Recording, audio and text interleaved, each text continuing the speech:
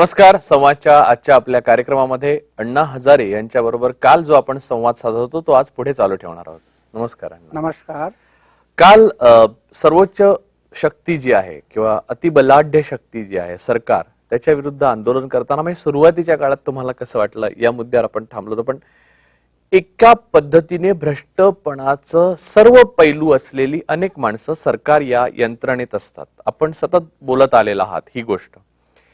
ही माणसं कशालाही दबवू शकतात असा जनतेचा एक समज आहे. साम, दाम, दंड आणि भेद या चारी मार्गांचा युक्त्या प्रयुक्त्यांचा वापर करून तुम्हाला या गोष्टीची कधी कुठच्या मार्गाने आपल्याला घात होईल अशी भीती वाटली का? माझं मरणच हातावर असल्यामुळं, मरण नाही, बदनामी किंवा खोटेपणा, बदनामीलाही कधी मी भिलो नाही. त्याचं कारण आहे, ज्या ज्या लोकांनी जनहिताची कामं हाताशी घेतलीत अशा लोकांची बदनामी झाली नाही असं तुम्हाला एकही उदाहरण मिळणार नाही. प्रत्येकाची बदनामी केलेली आहे या लोकांनी.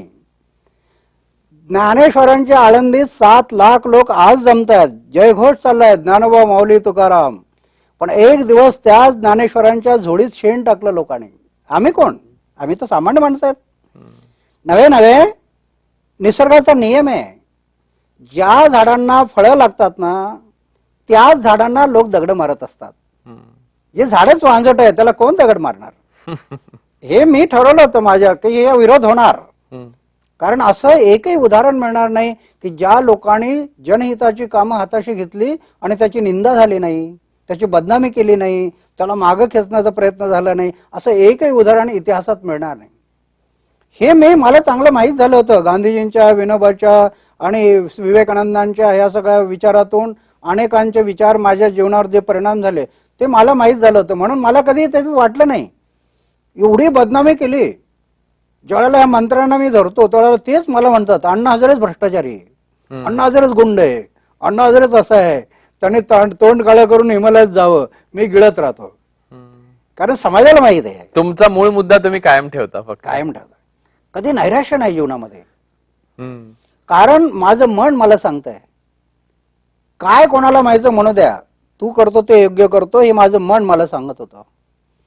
म्हणून मी कार्यकर्त्यांना नेहमी सांगतो, समाज काय म्हणतो इकडे पाहू नका, नाही तर तुम्हाला तुमच्या मनाला थकवा येईल.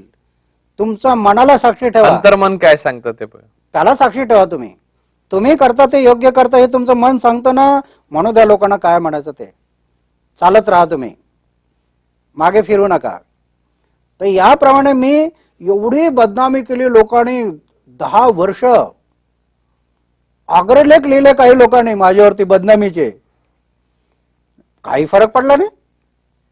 म्हणून मी कार्यकर्त्यांना सांगत असतो, अरे तुम्ही वाचता, तुमच्या बदनामीचं लिहिलेलं वाचता? जी वाचता का तुम्ही लिहिलेलं? स्वतः तुमच्या विरुद्ध तुमच्यावर बदनामीचं लिहिलेलं वाचता? मी कधी एक तर वर्तमानपत्र जास्त वाचत नाही, पण लोक माझी बदनामी असते तेव्हा लोक आणून मला दाखवतात. पण मग वाचतो, वाचताना काय वाटतं तुम्हाला? काही वाटत नाही, कारण तो इतिहास आहे माझ्या समोर की हे असं होत राहणार, बदनामीचा प्रयत्न होत राहणार, कधी थकवा येत नाही. असं मला घडलं नाही. एवढ्या बदनाम्या झाल्या तरी रात्रीची मला झोप लागली नाही असं मला एकही रात्र माहीत नाही. त्या समाधानात मग्न असतो. कारण इकडे ज्यावेळेला जनहिताची कामं ज्यावेळेला आपण करतो ना, त्याच्यातून जे आत्मिक समाधान असतं, त्याच्यातून हे आत्मिक समाधानामुळं हे टिकत नाही त्याच्यासमोर.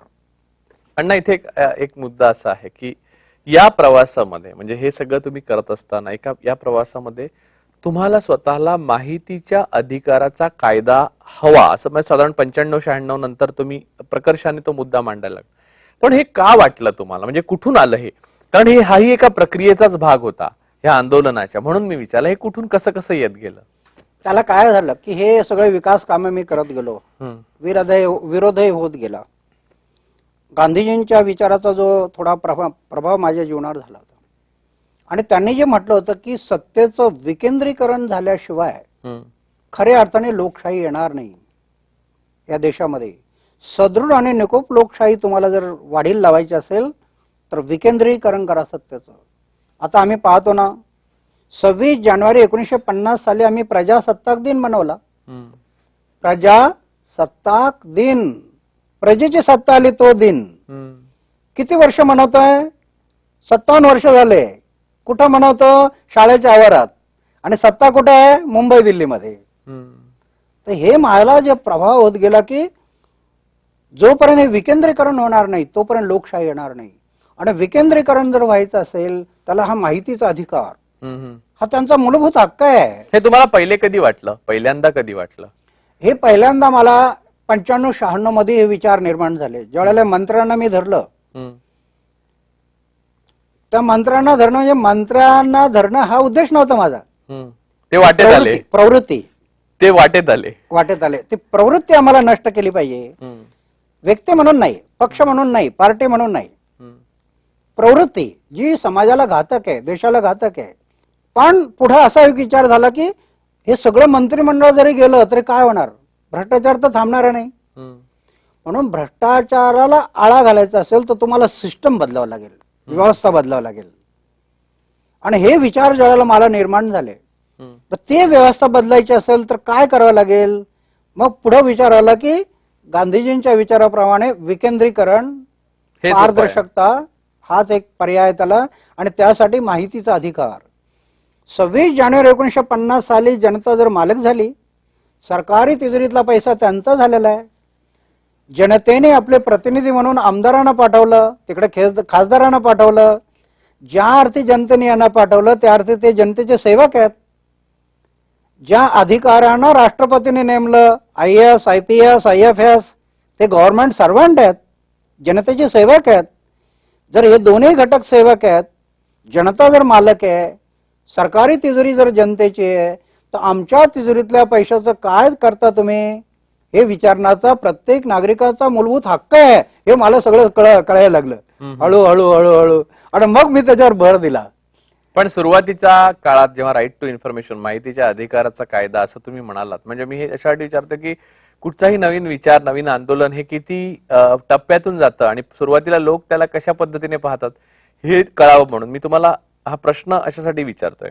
तर सुरुवातीला जेव्हा माहितीचा अधिकाराचा कायदा असं तुम्ही म्हणालात आणि त्याच्या व्याप्तीबद्दल अंतिम तुम्ही मसुदा म्हणजे अंतिम विचार केलात की सगळ्याचं ओपन असलं पाहिजे, सगळी खाते वही किर्द खातावण्या सरकारच्या, तेव्हा लोकांची प्रतिक्रिया तुमच्या जवळच्या आणि दूरच्या काय आली? ह्या प्रश्नाच्या उत्तरावर येण्याकडे एक ब्रेक घेऊया.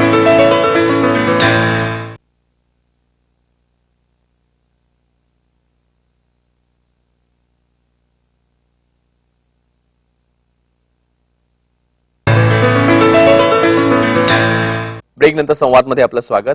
तर माहितीच्या अधिकाराच्या कायद्याचा सुरुवातीला जेव्हा तुम्ही सांगितलं किंवा आंदोलन करायचं ठरवलं तेव्हा जवळच्या आणि दूरच्या लोकांच्या प्रतिक्रिया काय आल्या? हे होणं शक्य आहे असं वाटलं, नाही होणं असं वाटलं, हे तर फारच झालं बुवा अण्णांचं असं वाटलं, काय झालं? पहिलं आंदोलन माझं 1996 मध्ये आझाद मैदानात झालं, माहितीच्या अधिकारावर. पहिलं आंदोलन. लोकांनी मला वेड्यात काढलं. हे काय माहितीचा अधिकार म्हणतोय? गावातले लोक कोणी सामील झाले नाहीत. मोजके आम्ही एक 10-20 लोक येऊन व अण्णाचे साथीदार आपण आहेत म्हणून आमच्याबरोबर येऊन बसले. आणि आझाद मैदानात पहिलं धरणं झालं 1 दिवसाचं की माहितीच्या अधिकाराचा कायदा करा. सरकारला निवेदन दिलं. तर सुरुवातीला लोकांना माहितीचा अधिकार काय हेच कळेना आणि मला काढलं वेड्यात त्यांनी. मग मी त्याला सोडलं नाही, कारण मला हे खात्री झाली होती की हा कायदा झाल्याशिवाय पारदर्शकता येणार नाही. म्हणून मी वेळोवेळी आंदोलन करायला लागलो. मग महाराष्ट्रातले दौरे केले. 3 वेळेला सबंध महाराष्ट्रामध्ये दौरे केले आणि लोकांना हे सांगत गेलो, अरे बाबा हा तुमचा हक्क आहे, तुम्ही मालक आहात देशाचे, सरकारी तिजोरीतला पैसा तुमचा आहे. तुम्ही पुस्तिका पण काढलेली नाही? एक छोटी पुस्तिका मला तुम्ही भेटला होता तेव्हा दिली होती. एक पुस्तिका काढली. त्याच्यासाठी मी वेळोवेळी फोल्डर काढले, पोस्टर काढले, बॅनर छापले. कोणाचा पैसा नाही. दौरा करताना झोळी ठेवायचो आणि लोकांना सांगायचं 2 रुपये 5 रुपये झोळी टाका. आणि लोकांना हे कळत गेल्यामुळं थोडी थोडी मदत करायला लागले. ती आज ह्या दौऱ्यामध्ये गेल्या महिन्यात माझा दौरा झाला. 10,000 किलोमीटर नॉन स्टॉप 2,20,000 रुपये झोळी टाकले लोकांनी. आता कळलं लोकांना. सुरुवातीला कळलं नाही पण मी सोडलं नाही त्याला. पण हा माहितीच्या अधिकाराच्या कायद्याचं 96 साली पहिलं आंदोलन आझाद मैदानावर 10-12 मोजक्या लोकांच्या सहकार्याने केलं.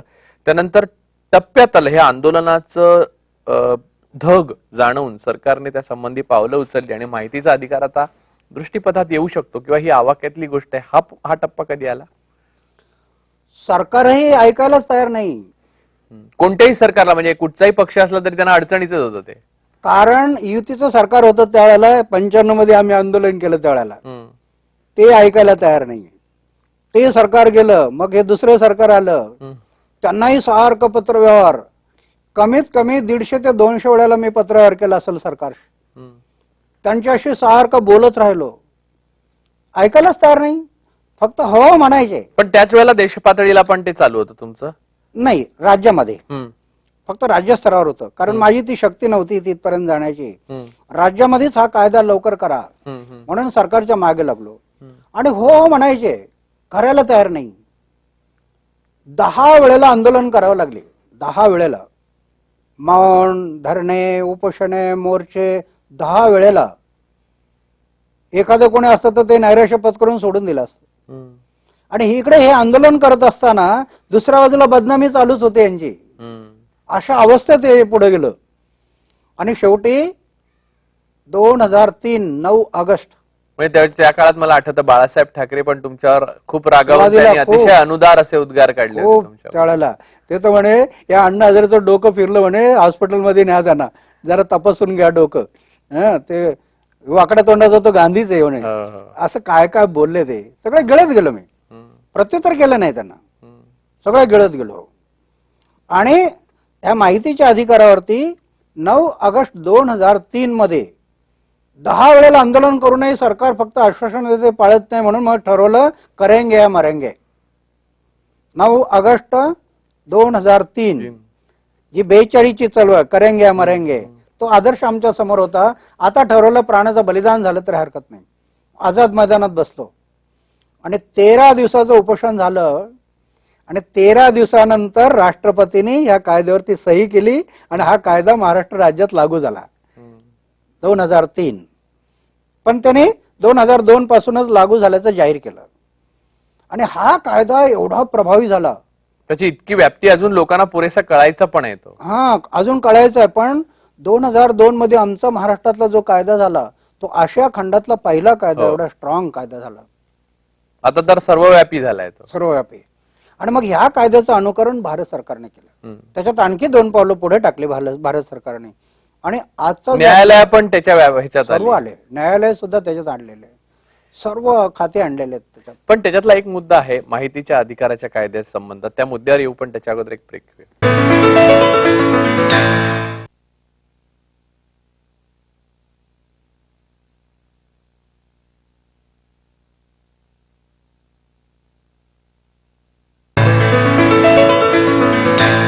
ब्रेकनंतर संवादमध्ये आपलं स्वागत. इथे एक मुद्दा असा आहे की तुम्हाला अजून एक छोटा, म्हणजे खरा मोठा पण मुद्दा छोटा, तरी संघर्ष मोठा करावा लागला, पद्मभूषण सुद्धा पणावा लागावा लागला. शेरे जे आहेत फायलिंग वरचे, ते त्यातून वगळावे न वगळावे याच्यावर एक छुपी चाल खेळून पाहिली सरकारांनी. त्या संदर्भातलं तुमची जी भूमिका आहे की शेऱ्यांसहित माहिती मिळाली पाहिजे, त्या मागे काय विचार? याच्या मागे एक उदाहरण सांगतो की एक संस्था आहे आणि त्या संस्थेने आपल्या जवळपास कुठेतरी एक 20 एकर जमीन आहे. त्या संस्थेने सरकारकडे मागणी केली की मला ही जमीन जर मिळाली तर मी माझ्या संस्थेमार्फत त्याच्यावर सामाजिक काम आणखी चांगलं करू शकेल. सरकारने ते पत्र खाली पाठवलं, त्यांचं प्रपोजल, आणि संबंधित अधिकाऱ्यांना लिहिलं की या जमिनीची लवकर चौकशी करा आणि आम्हाला रिपोर्ट पाठवा. खालच्या अधिकाऱ्याने चौकशी केली, ती ग्रीन झोन मध्ये होते, म्हणून खालच्या अधिकाऱ्याने फाईल नोटिंग केलं ही जमीन देता येणार नाही, ग्रीन झोन मध्ये आहे. मग ती फाईल आणखी वर गेली, दुसऱ्या अधिकाऱ्याने नोटिंग केलं देता येणार नाही, ग्रीन झोन मध्ये आहे. मग ती मंत्रालयात गेली, सेक्रेटरी, त्यांनी शेरा मारला की देता येणार नाही, आणि मंत्र्याच्या टेबलवर गेली आणि मंत्र्यांनी सांगितलं देऊन टाका. आता फाईल नोटिंग या कायद्यातून काढून टाकलं तर मंत्री काय काय करतील सांगता येईल का? हा धोका मला दिसला की ही खरी लोकशाही राहणारच नाही. मंत्र्यांना जसं मनात येईल तसं करतील. कधी कधी त्यांच्या जोडीला अधिकारी सुद्धा आहेत, नुसतं मंत्री नाही. कधी कधी काय होतं, खालच्या अधिकाऱ्याने एक शेरा मारला, ती फाईल वर जाते, तो सिनियर ऑफिसर आहे, तू आणि लोकप्रतिनिधी मिळून हे काही करायचं ते करायचं असतं. मग ते काय करतात, ह्या अधिकाऱ्याची बदली करून टाकतात हम्म. आणि दोघांनी आपल्या मनाने संगनमताने लोकप्रतिनिधींनी याला सांभाळायचं आणि यांनी शहरा मारून टाकायचा. म्हणून जनतेला पाहायला मिळायला पाहिजे काय तुम्ही फाईल नोटिंग केलेलं आहे. तर ह्या कोट्यावधी रुपयाचा जो व्यवहार होतो फाईल नोटिंग मुळे त्याला ब्रेक लागेल. तो आता अबाधित आहे ना अधिकार. आज अबाधित आहे. आज कुठल्याही नागरिकांना पाहता येते फाईल नोटिंग काय आहे. त्यामुळे हे घाबरतात. आणि आणखी एक त्याच्यात महत्वाचे मेक आहे की यांनी आतापर्यंत जे गैरव्यवहार केलेले आहेत हम्म. ह्या फाईल नोटिंग मुळे जनतेने ती फाईल नोटिंग जर मागितली हम्म. आणि जनतेच्या लक्षात आली तर काय होणार आपलं, हा धोका बऱ्याच लोकांना वाटतो. अधिकाऱ्यांना सुद्धा म्हणजे जसं ते जनतेची साक्षरता त्यातली वाढत जाईल तसं त्यांचं सामर्थ्य वाढेल, त्याचा प्रभाव वाढेल. आज बऱ्याच लोकांना माहितच नाही की आपल्याला फाईल एका अर्थाने अण्णा ही क्रांती झालेली आहे, फक्त अगदी. लोकांच्या लक्षात आलेलं नाही की ही बिलकुल. क्रांती आहे. खरी क्रांती म्हणजे आता लोकांना स्वातंत्र्याचा अनुभव होणार आहे हम्म. या कायद्यामुळे. पण ह्याच्यात फक्त एक पेच असा एवढाच आहे की त्याच्यासाठी एक वेगळी साक्षरतेची गरज आहे निश्चित त्यासाठी मी सारखा प्रयत्न की आपण करतोय. कसं फॉर्म भरायचा आणि फाईल कशी मागवायची हो. आणि ती कशी जायची. आताही लोकांना माहित नाही ना. माहितीच्या अधिकारामध्ये आता तुम्ही कुठलीही माहिती घेऊ शकता. हम्म. सरकारच्या नियंत्रणात असणाऱ्या कुठलेही प्राधिकरण काही लष्करी सेवा सोडल्या तर सगळ्या सगळ्या न्यायालय सुद्धा सुप्रीम कोर्टापर्यंत सर्व घटनेने तयार केलेली प्राधिकरणं, लोकसभा, विधानसभा, राज्यसभा, न्यायालय ही घटनेने तयार केलेली प्राधिकरणं याची माहिती नागरिकांना घेता येते. सरकारने कायद्याच्या द्वारे निर्माण केलेली प्राधिकरणं, सरकारच्या नियंत्रणात असणारी प्राधिकरणं, काही प्राधिकरणांना सरकारचं ग्रँट जात नसेल पण सरकारच्या नियंत्रणात आहे ना ती माहिती नागरिकांना घेता येते. एवढीच नाही, ऑफिसमध्ये जाऊन तुम्हाला फायली पाहता येतात आता या कायद्याने. हो. हो, ते लोकांना माहित नाही. माझ्या गावात एक पाझर तलाव झालाय, त्याच्यावर किती खर्च झाला, कसा खर्च झालाय, त्याच्यावर किती मजुरांनी काम केलंय, किती दिवस काम केलंय, हे सगळं रेकॉर्ड मला येऊन तुमच्या ऑफिसमध्ये पाहायचंय. कधी येऊ मी पाहायला, तारीख आणि वेळ द्या, त्या अधिकाऱ्याला द्यावा लागेल, ना तर त्याला दंडात्मक कारवाई आहे या कायद्यात. पण लोकांना माहितच नाही. पहिल्या तासाला फी नाही रेकॉर्ड पाहायला, पहिला तास फ्री आहे. अच्छा. पुढच्या प्रत्येक तासाला 5 रुपये फी भरायची आणि रेकॉर्ड पाहायचं आहे. असा हा कायदा आहे. पण लोकांना अजून माहित नाही ते. या संदर्भातला सगळ्यात कळीचा मुद्दा एक अण्णा की हे बोलताना एक असं जाणवतं की तुमची आंदोलनं जी आहेत, तुमचा जो रोख आहे तो राजकीय व्यवस्थेशी संबंधित असतो आणि मंत्री, मुख्यमंत्री आणि संबंधित जे त्या खात्याचे राज्यमंत्री आहेत त्यांच्या संदर्भात तुम्ही आंदोलन करता तेव्हा ते स्वाभाविकपणे ते समोर येतात. भ्रष्टाचार हा काय फक्त राजकारणापुरताच मर्यादित आहे का अण्णा? प्रशासन व्यवस्था जी आहे, IAS अधिकारी, IPS अधिकारी, त्या खालचे जे महाराष्ट्र केडरचे किंवा राज्य केडरचे कुठच्याही म्हणजे कर्नाटक, आंध्र केडरचे अधिकारी, कारकून, शिपायापर्यंत हा भ्रष्टाचार व्यवस्थेमध्ये मुरलेला आहे आणि व्यवस्थेच्या बाहेर आमच्यासारखी माणसं सुद्धा भ्रष्ट आहेत. हे तुम्ही मान्य करता का नाही? आणि असं असेल तर ते काय पद्धतीने सोडवत गेलं पाहिजे? भ्रष्टाचार हा सर्व व्यापक आहे. तो फक्त सरकार, राज्यकर्ते, मंत्री यांच्यापुरता मर्यादित नाहीये. आणि म्हणून हा सर्व व्यापक जो भ्रष्टाचार आहे, एका बाजूला आम्हाला इकडे लोकशिक्षण, लोकजागृती करावी लागेल. पण कधी कधी तो भास होतो. जसं रेडीमेड कपड्याचं दुकान असतं ना, त्याच्यात कपडे शिवलेले असतात. ते कोणाचं माप घेतलेलं असतं का? कोणाचंच माप घेतलेलं नाही. पण कोणाच्या तरी अंगाला आल्याशिवाय राहत नाहीत. आणि ज्यांच्या अंगाला येतात त्यांना वाटतं आमच्यासाठी शिवले होते, असा एक भास होतो. अरे काय करायचं तुमच्या पक्ष आणि पार्ट्यांचं? आम्ही आमच्या जीवनामध्ये एक ध्येय ठरवलंय की जनहितासाठीच आम्हाला जगायचं आणि जनहितासाठीच मरायचं. गावात घर असताना 28 वर्ष घरात गेलो नाही. 3 भाऊ आहेत, त्या भावांच्या मुलांची नावं काय आहेत मला अजून माहित नाही. काय करायचं तुमच्या पक्ष आणि पार्ट्यांचं? आम्ही एक व्रत घेतलंय की जोपर्यंत आम्हाला करायचं जनहित, समाज आणि राष्ट्रहितासाठी. म्हणून कधी कधी असा जो भास होता की हे आंदोलन एखाद्या पक्षाच्या विरोधात आहे, राज्यकर्त्यांच्या विरोधात आहे, पार्टीच्या विरोधात आहे, हाच मुळात त्यांचा गैरसमज आहे, तो भास आहे. हा, पण म्हणा अण्णा त्या संदर्भातला एक मुद्दा आहे, त्याच्यावर आपण येणार आहोत आणि त्या संदर्भातले अनेक वेगवेगळे मुद्दे आहेत ज्याच्यावर आपण बोलणार आहोत, पण ते उद्या. आज आपण इथेच थांबतोय. आपल्याला आमचा कार्यक्रम कसा वाटलाय संबंधी पत्र, ईमेलद्वारे आम्हाला जरूर कळवा. आमच्याशी पत्रव्यवहार करण्याचा पत्ता आहे